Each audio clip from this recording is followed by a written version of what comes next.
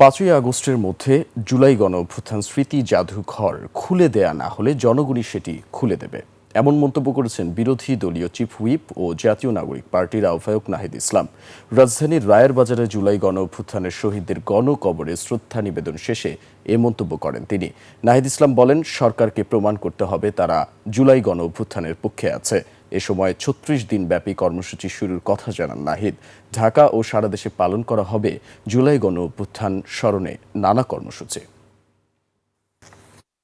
আমরা সরকারের প্রতি আহ্বান জানাচ্ছি, শুধু নাম কস্তে জুলাই গণঅভ্যুত্থান পালন করলে হবে না।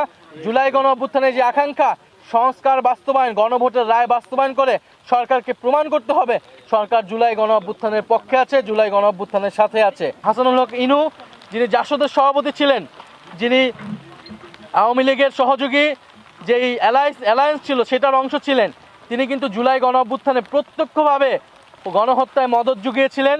গণহত্যার যে সিদ্ধান্ত ছিল, শেখ হাসিনা যিনি প্রধান সিদ্ধান্তকারী ছিলেন, তাকে সর্বাত্মকভাবে সহযোগিতা করেছেন।